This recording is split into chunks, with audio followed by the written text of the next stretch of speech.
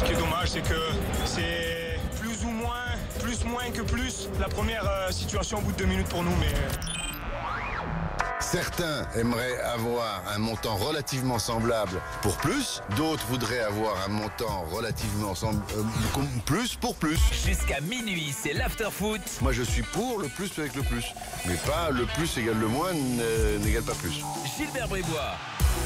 Bonsoir à tous, l'After est là en direct comme tous les soirs, bien sûr. L'After est sur RMC, sur BFM Sport, sur rmcsport.fr jusqu'à minuit. On vous attend, évidemment. Vous le savez, l'After, l'émission qui dit tout haut ce que le monde du football pense tout bas. Jérôme Bretagne est là. Jérôme, bonsoir. Salut Gilbert, salut à tous. Daniel Riolo est là également. Daniel, bonsoir. On a un invité de marque ce soir, un ami de l'After. C'est la série, on a beaucoup là. En ce moment, c'est bien. C'est là qu'on s'aperçoit qu'on en a beaucoup. Que vous avez des amis ? Ouais. Jean-Luc Lemoyne est avec nous ce soir. Salut. Bonsoir à tous. Et merci d'être là. Mais c'est un plaisir, je vous écoute beaucoup, donc ça me fait bizarre d'être là et de voir Gilbert en vrai. Eh oui. Les autres, je les connaissais un peu, mais... Comment s'est passé après la préparation de ta venue ? Est-ce que comme les autres, toi aussi d'un coup, dès qu'on a dit tiens on a un invité, c'est Jean-Luc Lemoyne, t'as fait une petite rafale ou pas ? Ah c'est fabuleux parce qu'en fait dès que vous avez annoncé que je venais, je crois que j'ai jamais pris autant d'insultes sur Twitter.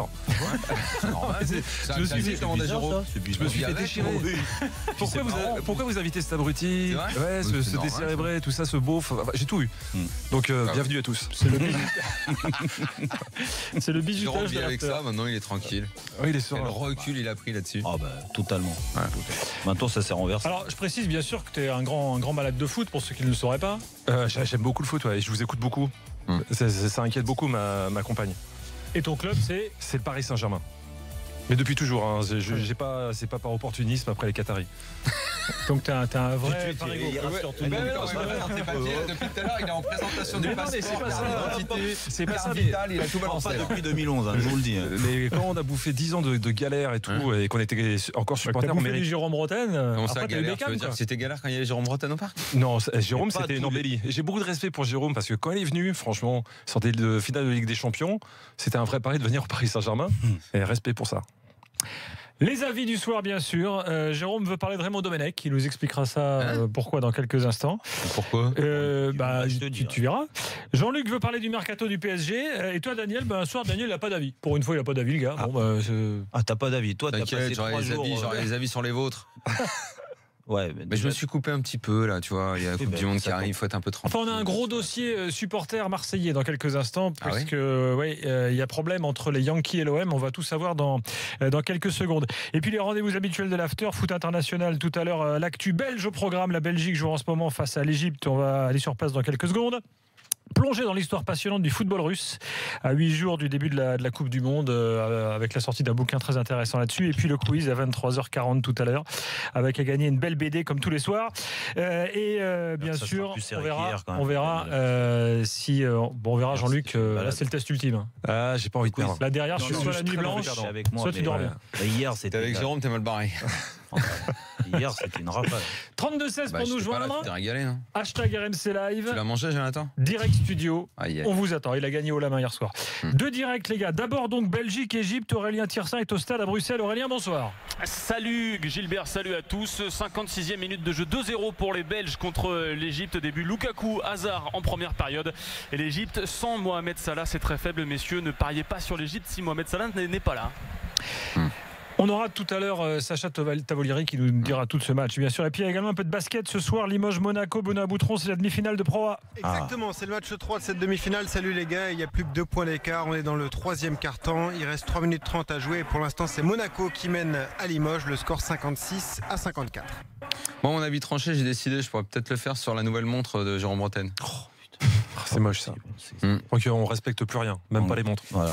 Je sais pas, mais surtout celle-là, c'est vrai qu'elle est bizarre. Celle-là, c'est quand même. Ouais, mais tu peux faire bout la facette avec ces Moi, généralement. Faut que tu la montres maintenant. Non, je ne la montrerai pas.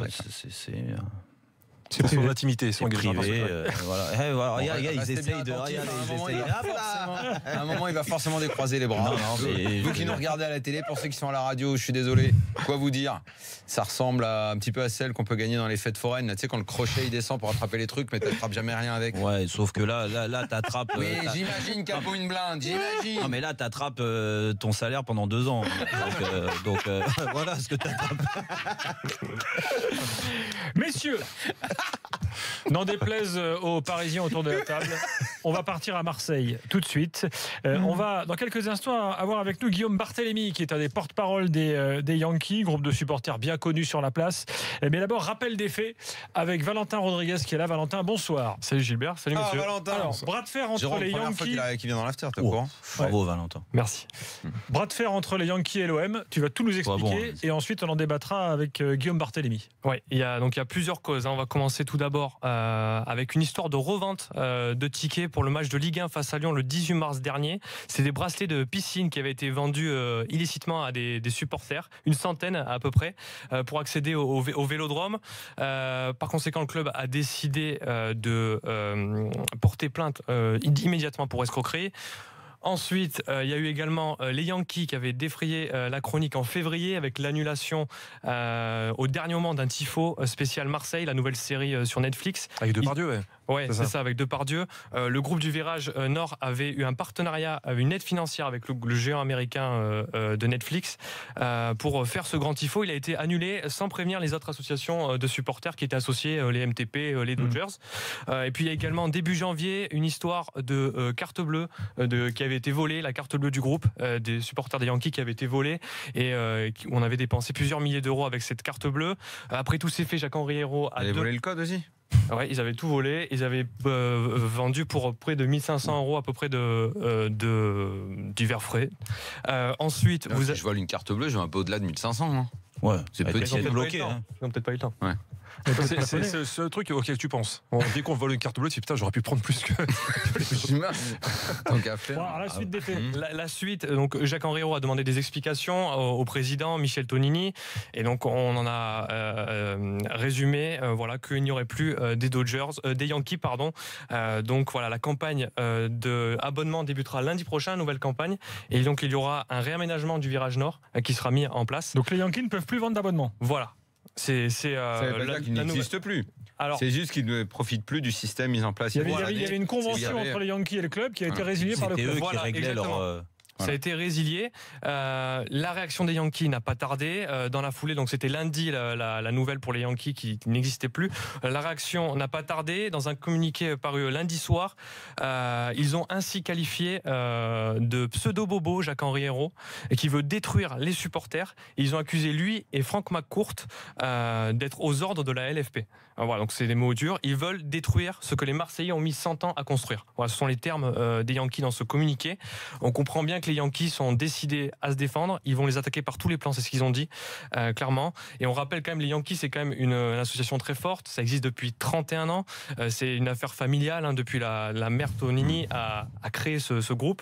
Et ça a été ensuite laissé aux deux fils, Michel et Lionel. Petite précision, Daniel, ce que tu disais tout à l'heure, les Yankees auront la possibilité de se réabonner à partir de lundi prochain, mais dans un autre groupe du Virage Nord. Voilà.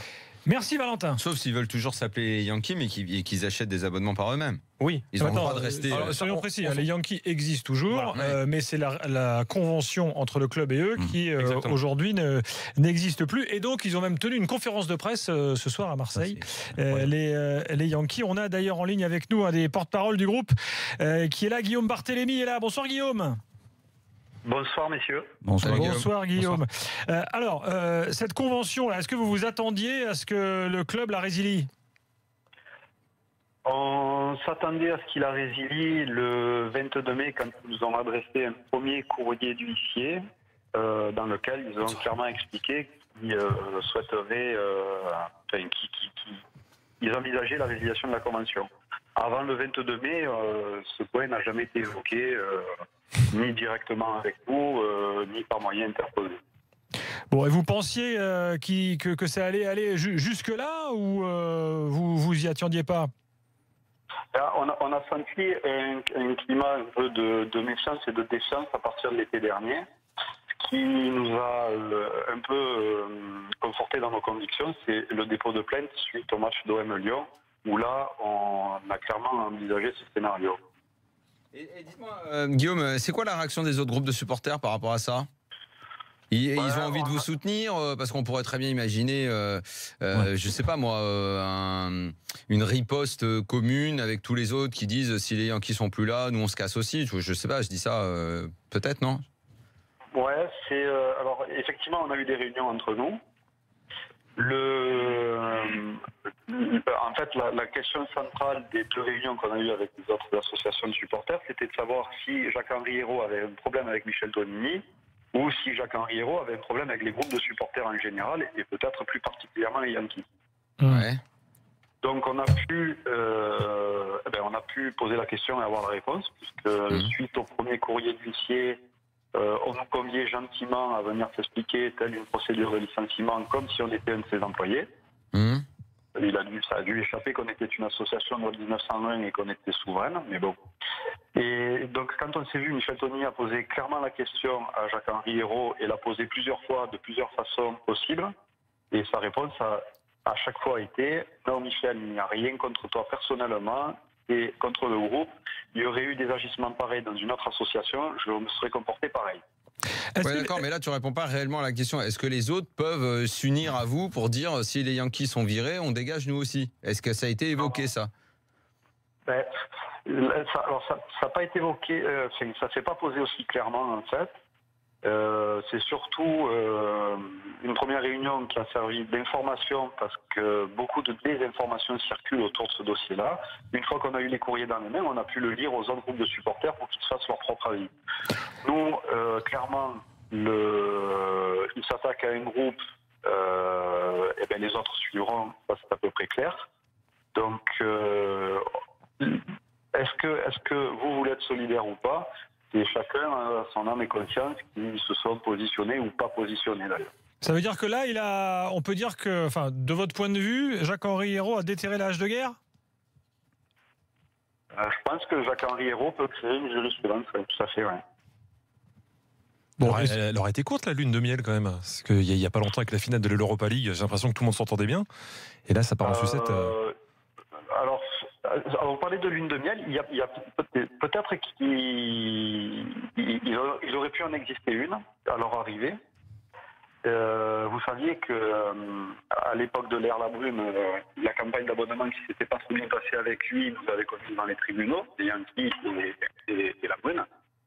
Et quand McCourt est arrivé avec son équipe et que Jacques-Henri Hérault nous a présenté son staff, on s'est assis autour d'une table qui est très agréable d'ailleurs, et on s'est dit il y a quand même cette situation qui est assez ubuesque, qui peut être un frein au projet OM Champion.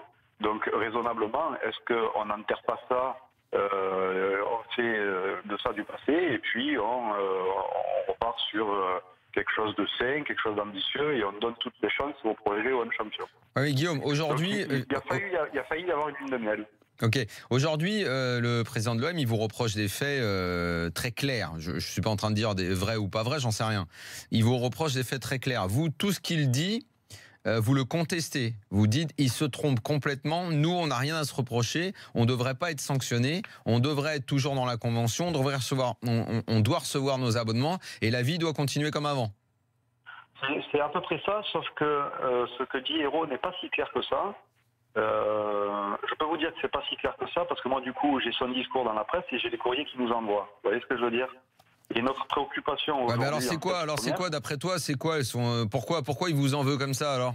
Ce serait quoi sa motivation, finalement? Les motivations, en fait, on les comprend pas très bien. Ça navigue entre la personnalité même de l'individu qui méprise à peu près tout son entourage, que ce soit des partenaires, des salariés. On voit ce qui se passe en ce moment avec Arema et avec la mairie. Oui, mais dans ces cas-là, il le ferait avec tout le monde, il le ferait pas qu'avec vous. Ah, mais je pense que les autres vont suivre. Est-ce que le groupe des Yankees est menacé de disparition du fait parce que c'est quand même votre principale source de financement, par ailleurs, les abonnements. Ouais, mais alors je vous entendais parler là juste il y a quelques minutes. Là, vous avez dit des choses qui sont vraies, c'est que il s'agit de la résiliation de la convention qui nous attribue le statut d'association de supporters reconnue. Et en aucun cas, l'association Yankee Nord Marseille disparaît. Il y a des adhérents. En plus, les adhérents qu'il y a cette année sont historiques. Ça fait, pour certains, ça fait 30 ans qu'ils sont là. Donc l'association, elle ne disparaît pas, elle existe toujours. Et les Yankees compteront toujours des adhérents. La question se pose avec la résiliation de la convention, la question de l'abonnement. Bon, en gros, et pour dire, parce que tu l'as pas dit, Gilbert, mais quoi, il leur reproche quoi, d'avoir fait des dépenses avec la carte. Valentin là. Ouais, non, mais et d'avoir fait du marché noir, quoi, avec des billets sur le OM Lyon, quoi. C'est ça. Ça, si vous m'accordez 30 secondes, ça peut être très vite expliqué. Dans son courrier de résiliation de la convention qu'on a reçu par l'huissier lundi, ils évoquent 4 fautes pour pouvoir résilier cette convention-là. La première, c'est qu'ils nous accusent de nous être enrichis indûment avec l'opération Netflix en se faisant payer une campagne de communication et de passe. Ça, c'est le premier point. Le deuxième, il attaque Michel Tonini sur sa personne avec notamment cette histoire de carte bleue. Donc je rappelle qu'il est quand même la première victime des Yankees, la deuxième victime qui a une plainte qui a été déposée, que les auteurs ont été interpellés et qu'on attend le procès. Mais j'ai du mal à comprendre en quoi ça touche l'OM, l'histoire de la carte bleue. En quoi ça touche ? En quoi ça touche l'OM, l'histoire de la carte bleue ? Ils doivent considérer que c'est l'image du club qui est dégradée, vu que ça touche directement le club. Pardon, je comprends pas. Le fait que le mec il se fasse chourer sa carte bleue, en quoi ça touche l'OM ? Mais on a essayé de poser la question à Jacques-Henri Hérault lors de cet entretien. C'est exactement ce qu'on lui a dit, en quoi l'image de l'OM est touchée, parce que Michel Tonini et les Yankees sont des victimes dans cette histoire. En plus, cerise sur le gâteau, c'est que quand même Michel subit aussi une humiliation à la tête, et qu'on se retrouve, d'après Hérault, coupable d'atteindre l'image de l'OM. On voit pas le lien. Si moi je me fais piquer ma carte bleue, RMC va pas dire putain t'es con à te faire voler ta carte bleue, l'image de la boîte en souffre, j'y suis pour rien moi. Les deux autres sauf à la limite si on me soupçonne d'avoir trafiqué ce truc-là pour enfin et encore à la limite ça regarde que moi, même si j'ai voulu trafiquer dans des dépenses et tout. J'ai du mal à comprendre si les deux autres faits reprochés par l'OM, ce sont lesquels ? Donc les deux autres fautes qui sont mentionnées dans le courrier, c'est en gros, ils nous accusent de charbonnage lors du match d'OM Lyon. Et le quatrième, c'est sur... On peut expliquer le charbonnage, c'est un terme un petit peu ancien. Double billetterie, quoi. Alors c'est vrai cette histoire de bracelet de piscine, là ? Oula, c'est quoi ce bracelet de piscine ? Vous voyez, vous avez employé le terme de double billetterie. La presse locale et même d'ailleurs nationale a employé aussi ce terme, pas tous les médias mais certains. Double billetterie, excusez-moi, mais cette année de la billetterie il n'y en avait pas. C'est-à-dire qu'on allait en virage parce qu'on était abonné, mais l'OM n'a jamais commercialisé de place ni de billets pour les matchs de championnat. Déjà, je vois pas comment on aurait pu faire une double billetterie, il n'existait pas de billetterie. Ensuite, ils ont constaté lors de ce match-là le bordel devant le stade. Ils ont constaté du charbonnage, ils ont constaté qu'il y avait des bracelets a priori, et plutôt que de déposer plainte contre X, d'appeler Michel Tonini pour essayer de s'expliquer, ils ont directement déposé plainte contre les Yankees pour escroquerie. Ça veut dire qu'ils savent déjà qu'il y a un délit et un coupable. Donc nous, c'est avec ça qu'on n'est pas trop d'accord, et on se défendra là-dessus avec tout ce qu'on a sous la main. Et dernier point pour conclure, le dernier fait reproché, c'est quoi ? Le dernier fait reproché, c'est qu'il reproche à l'association Yankee Nord Marseille d'avoir une dette envers l'OM qu'on ne paye pas. Or, il s'agit de factures qui sont dues par l'association, mais ce que Jacques-Henri Hérault oublie de dire, c'est que l'OM aussi doit 41 000 € de factures aux Yankees, qui ne payent pas non plus malgré les relents. Donc on est dans un... Et vous, plus globalement, ce que vous pensez, Guillaume, c'est quoi ? C'est que Jacques-Henri Hérault a envie de mettre au pas les assos de supporters, de vous enlever les accords historiques. Vous pensez que c'est plus ça ? C'est plus par là qu'il faut voir sa réelle intention ? Alors, ma conviction personnelle, elle est personnelle, je répète, c'est qu'il y a deux raisons. Elle est liée au besoin de reconnaissance sans limite de Jacques-Henri Hérault. Et donc, c'est sa personnalité qui fait qu'il ne supporte pas qu'il y ait de la contradiction autour de lui. Ça, c'est la première chose. Et la deuxième chose, c'est que je pense que c'est un génie du marketing qui pense que d'avoir des groupes de supporters au stade Vélodrome, c'est pas bon pour le business. Guillaume Barthélémy, merci beaucoup pour tous ces éclairages. On va maintenant pouvoir débattre. Merci Guillaume, bonne soirée. Sur la dernière explication de Guillaume, j'ai un petit peu du mal à adhérer parce que Jacques-Henri Hérault, il a bien vu sur les 2 matchs de Coupe d'Europe où ça a fait du monde.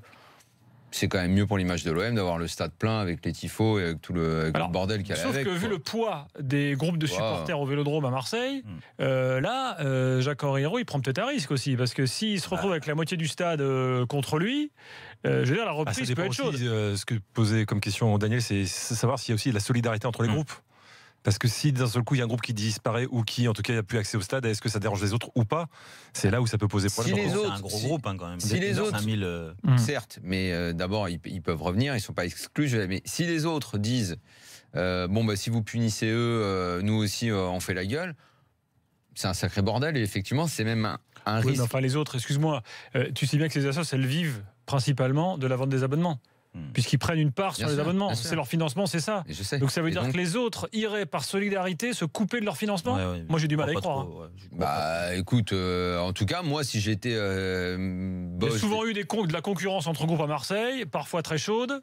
Là il y aurait une solidarité tout à coup totale qui leur coupe la thune. Moi si j'étais boss des Yankees aujourd'hui, j'attendrais des autres qui viennent m'aider parce que ça veut dire que les autres aussi peuvent se faire Non, moi je suis pas d'accord avec toi Gilbert. Si les autres pensent qu'il y a pas de magouille des Yankees et qu'ils ont de quoi se défendre et tout ça, je pense que oui, ils peuvent être solidaires en effet. Et encore plus à Marseille que dans une autre ville. Donc, ça peut les toucher aussi un jour ou l'autre après. On me demande sur Twitter, mais alors c'est quoi cette histoire de charbonnage? C'est très très simple. Il y a des gens, c'est ce que suppose l'OM. J'aime bien l'expression. Il y a des gens qui, en gros, ont demander de l'argent à des gens qui voulaient rentrer au stade en disant c'est bon tu peux rentrer, je te file un bracelet, avec le bracelet tu rentres. Et bon, l'histoire veut que c'était des bracelets de piscine, tu sais, les bracelets des casiers là. Mais ça passe, pourquoi pas? C'est un bon charbonnage. Moi j'aime bien ce charbonnage là. En fait charbonnage c'est quoi? C'est le terme pour oui, c'est le terme pour arnaque, escroquerie quoi. Voilà. C'est un truc à l'ancienne vraiment charbonnage. Bah oui, c'est pour ça.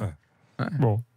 Alors 32-16, bien sûr, il y a beaucoup de réactions. Je propose d'utiliser dorénavant que cette expression à la place charbonnage, c'est mieux. J'ai Pelouse, ça peut être pas mal. Pelouse qui me dit les Yankees étaient injoignables pour répondre aux réclamations des auditeurs quand c'était le bordel des billets en Europa League, mais là pour faire les pleureuses, ils sont les premiers à être là. Voilà. Bon, ils n'avaient pas répondu le soir. Nous on demandait qu'il explique Michel Tonini là, il avait répondu quand même le lendemain. Exactement. Qu'est-ce que j'ai encore? Il faut aussi inviter Jacques-Henri Hérault pour l'équité. Oui, c'est vrai. Et on a fait la demande. Donc on espère que Jacques-Henri Hérault viendra également donner son point de vue. Si les mecs ont vraiment déconné et que les autres assos disent... On me dit aussi, attention, les Yankees sont isolés. Hein, les autres les soutiennent pas. Voilà. Donc dans ces cas-là, et franchement... Jacques-Henri Hérault, je pense qu'il n'est pas débile. Je pense qu'il a dû demander. C'est un risque qui est beaucoup trop important pour lui d'aller se foutre toutes les assos. À mon avis, s'il a sanctionné les Yankees, c'est après s'être renseigné auprès de toutes les autres associations de supporters et dire qu'est-ce que vous allez faire, qu'est-ce que vous pensez de tout ça. Moi, ce que je vois, c'est que Jean-Luc, il n'aura jamais ce problème-là avec le PSG puisqu'il n'y a plus qu'une assos. Hein. Et puis il faut pas qu'il bouge. Il y a un peu de bruit là qui revient au Parc des Princes, ça rebouge un peu quand même. Ça pouvait pas être pire. Hein. Bah oui. Non mais c'est vrai. Non c'est sûr. C'était calme. T'as été un peu jaloux du parcours marseillais là? Pas jaloux, non pas jaloux parce que à la base je suis avant tout chauvin. Donc même si je suis supporter du PSG à fond, ce qui est terrible en France c'est assez binaire, c'est-à-dire que si tu es supporter du PSG, tu es obligatoirement contre l'OM. Non, je suis supporter du PSG. Je me réjouis pas du malheur ou du bonheur des autres. Je suis pour mon équipe et c'est tout. Après, je trouve que c'est vrai qu'on en a fait des caisses et des caisses parce qu'on a l'impression que c'était la finale de la Ligue des Champions. Mais j'aurais pas. Ça faisait 14 ans qu'on n'avait pas eu un club en finale, donc. Ah ben oui, et c'est bien. Non, moi ce que je trouve formidable, c'est que je pense que Marseille a montré l'exemple et qu'il faut la jouer à fond l'Europa League parce que ça peut créer un petit peu de mouvement comme ça et puis une ferveur en France. Parce que c'est vrai que je ne comprenais pas depuis des années. Rennes en finale de l'Europa League. Ça serait énorme. La Bretagne en feu. Non mais c'est hallucinant les mecs. Ils vont perdre parce que le palmarès ils peuvent pas l'étoffer quoi. On me dit dans l'oreillette Rennes, c'est tout à fait possible. Évidemment, notre producteur est rennais. Donc il est absolument pas lucide. T'as pas d'autres infos sur cette affaire-là, de comment ça va pour l'instant non, on attend, mais c'est quand même un gros truc. Donc c'est pour ça que je voulais qu'on en parle ce soir. C'est un gros truc si ça fait, si ça prend feu à côté.